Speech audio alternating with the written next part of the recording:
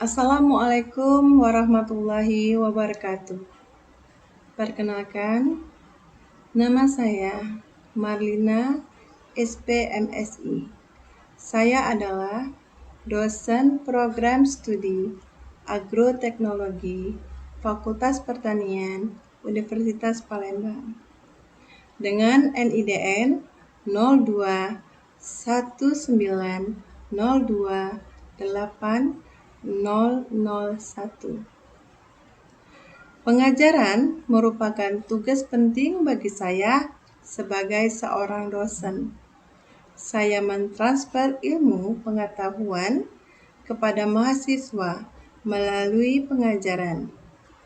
Saya memberikan motivasi serta pengalaman yang dapat dibagikan kepada mahasiswa.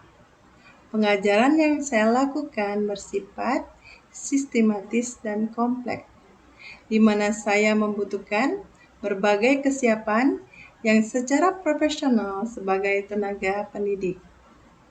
Persiapan tersebut dapat berupa penyiapan rencana pembelajaran semester, bahan ajar, dan bahan tayang.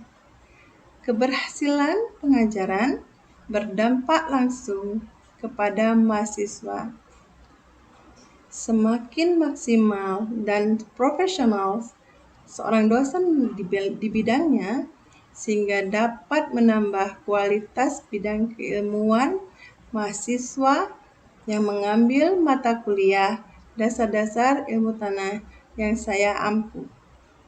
Kesiapan mahasiswa mencapai sarjana pertanian yang adiguna dan berpikir menuju dunia kerja di bidang perkebunan juga sangat tergantung dari maksimalnya pengajaran yang diberikan oleh saya. Pengajaran juga memberikan motivasi bagi saya untuk mengembangkan diri, memperbanyak ilmu yang bisa diperoleh, memperbanyak pengalaman agar bisa ditransfer kepada mahasiswa. Kewajiban Tridharma perguruan tinggi ini juga saya laksanakan, di antaranya Dharma pendidikan dan pengajaran, Dharma penelitian, dan Dharma pengabdian kepada masyarakat. Yang tentu saja semua itu sesuai dengan bidang keilmuan dan latar belakang pendidikan saya, yaitu di bidang kajian ilmu tanah. Pada Dharma pendidikan dan pengajaran, saya mengampu mata kuliah sesuai bidang keilmuan dan latar belakang pendidikan saya, yaitu S1 Ilmu Tanah dan S2 Ilmu Tanaman bidang kajian pengolahan lahan. Mata kuliah yang saya ajarkan adalah dasar-dasar ilmu tanah, pengelolaan lahan, penghantar ilmu pertanian, konservasi tanah dan air, kesuburan tanah dan pemupukan, serta pengelolaan air. Mata kuliah tersebut tersebar di semester ganjil dan genap di program studi S1 Agroteknologi Fakultas Pertanian Universitas Palembang. Berikut akan saya paparkan mengenai mata kuliah dasar-dasar ilmu tanah. Isi dari video ini adalah berupa outline. Yang pertama, deskripsi mata kuliah. Yang kedua, capaian pembelajaran mata kuliah atau yang biasa kita sebut dengan CPMK. Sistem pembelajaran, materi pembelajaran, metode pembelajaran, dan sistem penilaian. Adapun identitas mata kuliah yang saya jadikan contoh dalam PDD UKT-PT ini adalah mata kuliah dasar-dasar ilmu tanah dengan jumlah SKS 3 SKS. Kode mata kuliah FAK 2128. Semester 3, rumpun mata kuliah prodi. Deskripsi mata kuliah Dasar-Dasar Ilmu Tanah yaitu untuk mencapai sarjana pertanian yang adiguna dan berpikir ke depan diperlukan landasan pemahaman keilmuan yang kuat secara dini. Oleh karena itu, mata kuliah ini ditawarkan untuk membantu mahasiswa memperoleh pemahaman yang kuat tentang pengertian tanah, susunan utama tanah, dan fungsi tanah bagi tanaman.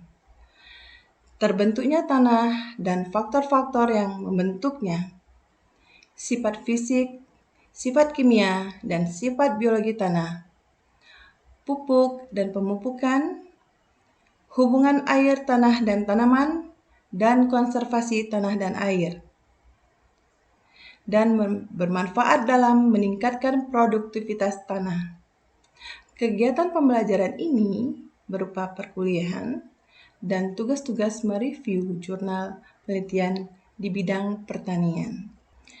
Capaian pembelajaran mata kuliah atau CPMK yang pertama yaitu mengidentifikasi masalah tanah, susunan utama tanah, dan fungsi tanah bagi tanaman, serta terbentuknya tanah dan faktor-faktor pembentuk tanah.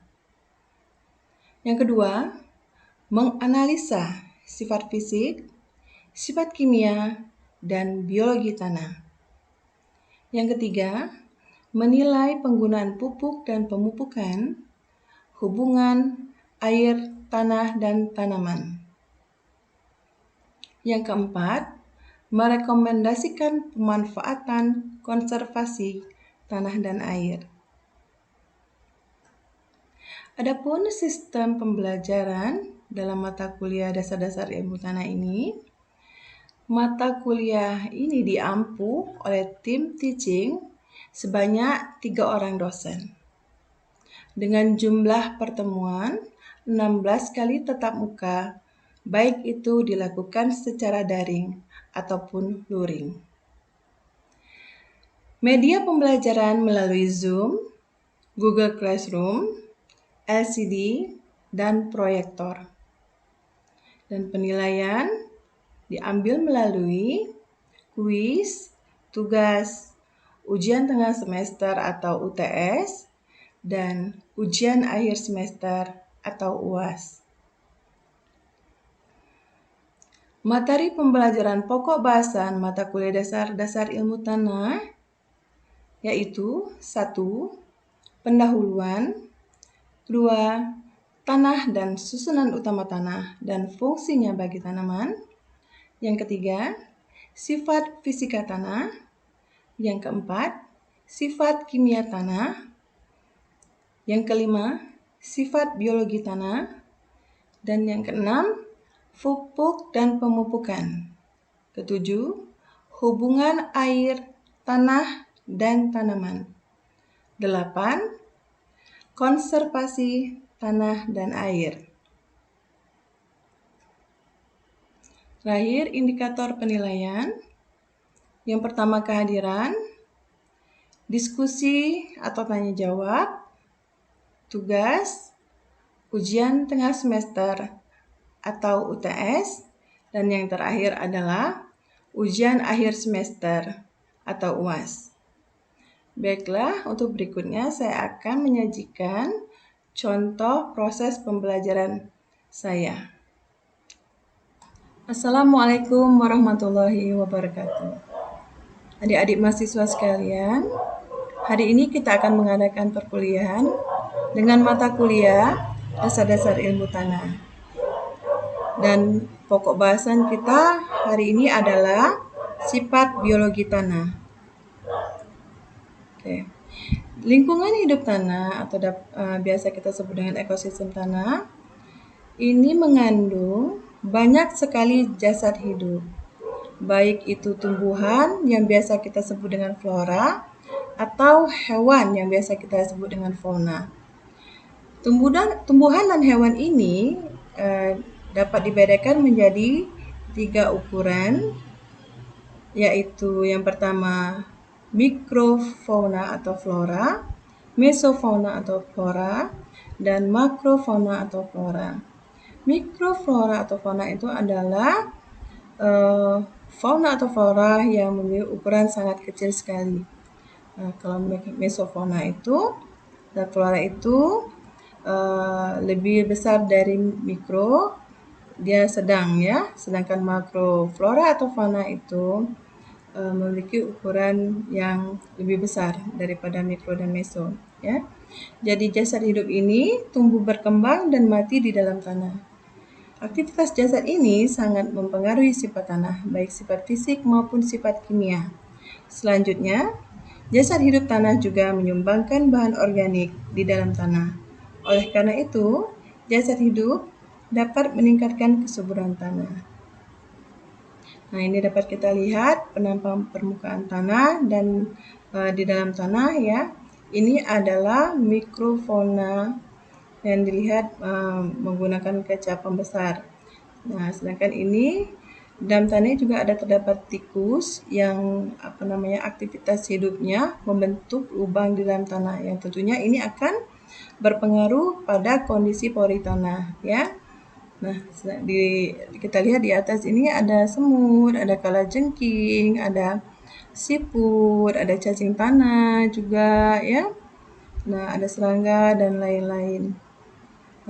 Nah, nanti selengkapnya akan kita bahas di slide berikutnya. Nah, ekosistem tanah ini terdiri dari dua bagian. Yang pertama yaitu ekosistem tanah biotik dan yang kedua adalah ekosistem abiotik. Ekosistem biotik terdiri dari makhluk-makhluk hidup seperti fauna tanah dan flora tanah. Sedangkan ekosistem tanah abiotik ini terdiri dari benda mati, yaitu contohnya partikel tanah, udara tanah, dan air tanah. Jadi tanah dan tanaman ini merupakan habitat bagi jasad hidup. Kita bahas di sini adalah fauna tanah dibagi menjadi 3 kelompok dari ukurannya.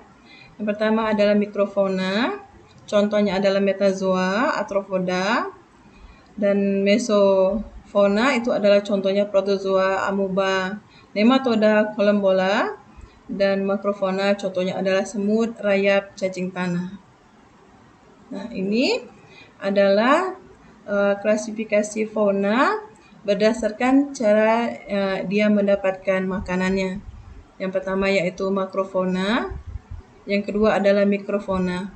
Makrofauna ini dibagi lagi menjadi 2, yaitu dengan cara menggunakan pemakan dan penghancur tanaman, dan yang kedua adalah pemangsa. Nah, untuk pemakan dan penghancur tanaman ini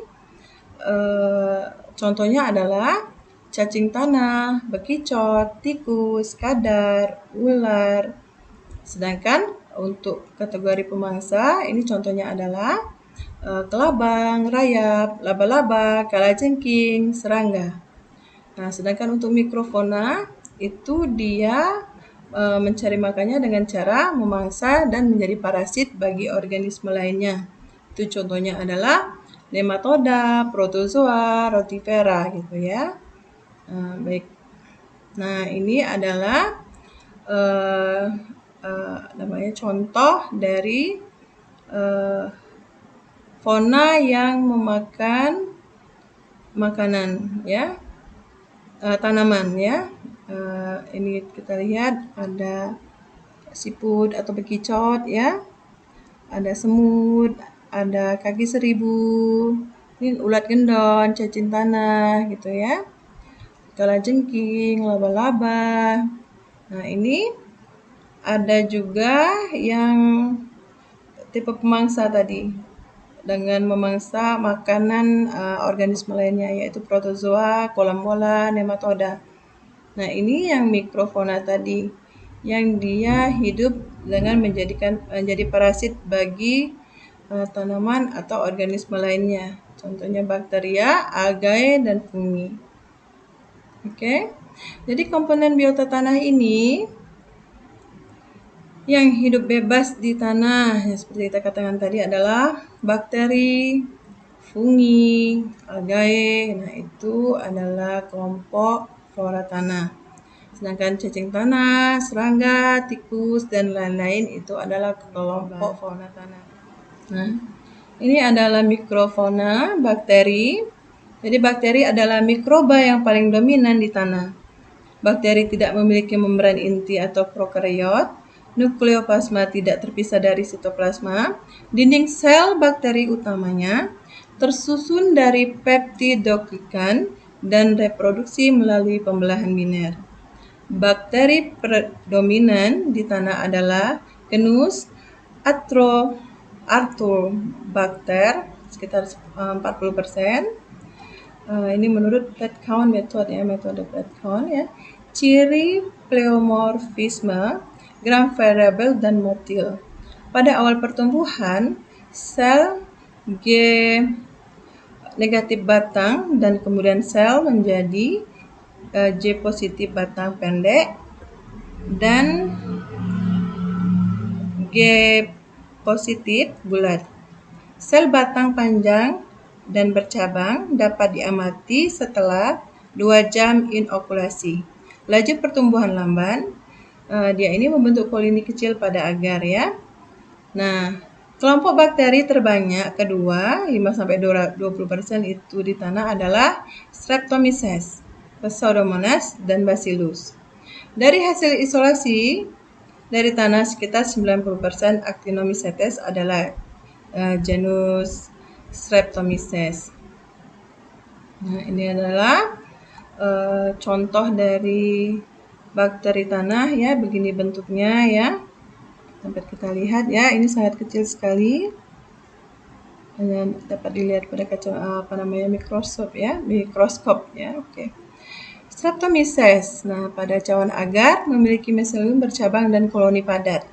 Reproduksi melalui produksi spora aerial dan melalui fragmentasi miselium. Bersifat J positif dan heterotrof oksidatif. Tidak toleran terhadap tanah dengan air melimpah dan kondisi asam, serta kurang toleran terhadap kekeringan. Jadi, penyebab penyakit bopeng kentang itu beberapa isolat mampu menghasilkan antibiotik ya. Oke. Genus Pseudomonas. Genus Pseudomonas ini memiliki sel bentuk batang lurus atau bengkok dengan flagella polar. Umumnya aerobik, kecuali spesies denitrifikan yang menggunakan nitrat sebagai akseptor elektron. Kebanyakan spesies heterotropik, beberapa chemolithotropik, menggunakan H2 atau CO sebagai sumber energi. Penyebab penyakit pada tanaman, menghasilkan pigmen fluoresen ya, terutama dalam media tanpa besi. Sebagai agensia biokontrol penyakit tanaman, produksi antibiotik dan pendegradasi senyawa xenobiotik. Nah, anggota genus Bacillus itu sel bentuk batang J+ sampai J- variabel. Motil endospora tahan terhadap pemanasan. Kebanyakan heterotrof. Metabolisme dengan respirasi atau fermentasi atau keduanya. Beberapa spesies fakultatif chemolithotropik yang menggunakan H sebagai sumber energi dalam ketiadaan karbon organik. Spesies Bacillus polymyxa mampu menambah N ya. Beberapa spesies mampu menghasilkan enzim litik dan antibiotik. Beberapa spesies juga diketahui sebagai agensia biokontrol untuk serangga seperti Bacillus thuringiensis dan tanaman adalah Bacillus subtilis. Bacillus anthracis adalah penyebab penyakit antraks pada binatang. Jadi Bacillus ini toleransi pada kisaran temperatur -5 sampai 75 derajat. Berarti hebat sekali ya Bacillus ini. Nah, ini adalah bakteri yang menguntungkan, yaitu bakteri penambahan N yang termasuk asimbiosis asosiatif, yaitu contohnya Azotobacter, Azomonas, Dersia, Azospirillum. Nah, untuk yang simbiotik itu contohnya Rhizobium dan Bradyrhizobium ya. Umumnya bersifat heterotrof aerobik, kecuali Azospirillum bersifat mikroaerofilik. Nah, bakteri penambat N ini sangat berperan penting dalam peningkatan pertumbuhan tanaman. Dan beberapa bakteri ini juga digunakan sebagai agensia biofertilizer. Fungi termasuk mikroba eukariot, heterotrof, dan pendekomposisi utama sisa-sisa bahan organik. Beberapa spesies diketahui sebagai patogen tanaman, seperti contohnya Fusarium, Sclerotium, Phytophthora, sama Rhizotonia. Dan beberapa juga dikenal sebagai antagonis patogen seperti Trichoderma, Gliocladium. Nah, ada juga yang beberapa dari fungi ini mampu menghasilkan antibiotik seperti contohnya Penicillium dan Trichoderma. Nah, ini adalah contoh dari jamur mycorrhiza, yaitu berfungsi untuk meningkatkan P tersedia ya, serapan P bagi tanaman ya. Jadi ini adalah solusi dari masalah ketidaktersediaan P dengan menggunakan mycorrhiza ini ya. Nah, ini adalah contoh dari percampuran tanah alami, ekosistem tanah alami ya. Ini adalah akar. Nah, biasanya nematoda hidup di sini. Ini ada cacing tanah. Cacing tanah ini apabila dia ukurannya besar, gemuk-gemuk gitu ya. Nah, itu berarti merupakan indikasi tanah yang subur. Karena seperti yang saya katakan bahwa cacing tanah ini adalah pengumpul BO. Jadi makanannya itu adalah bahan organik dan dia mengeluarkan bahan organik itu ya di dalam tanah itu juga, sehingga mempunyai keuntungan tersendiri bagi tanah. Sedangkan gerakannya turun naik mencari makanan itu bisa menggemburkan tanah dan memperbaiki pori tanah. Nah, ini adalah semut ya. Semut juga seperti itu, dia membuat ruang, lubang untuk kehidupannya di dalam tanah. Begitu juga dengan rayap ya. Jadi ini pola kegiatan mereka ini bisa menguntungkan bagi tanah itu sendiri. Nah, ini adalah contoh akar ya. Dia membuat lubang di dalam tanah, membuat pori di dalam tanah. Nah, ini adalah contoh dari ulat, dia membuat pori. Juga untuk yang ini adalah pori-pori yang terbentuk dari pergerakan cacing tanah. Nah, ini yang seperti saya katakan tadi, bakteri itu dia bersimbiosis dengan tanaman. Ini contohnya adalah tanaman leguminosa dan rhizobium ya. Jadi bakteri itu dia numpang hidup pada tanaman untuk tumbuh dan berkembang. Nah, tanaman itu mendapatkan nitrogen tersedia secara gratis gitu yang disediakan oleh bakteri tersebut gitu ya. Nah, jadi ini merupakan kedua hal yang sangat menguntungkan bagi kedua belah pihak. Makanya dia dinamakan simbiosis mutualisme. Nah, ini adalah contoh nematoda yang hidup pada akar ya.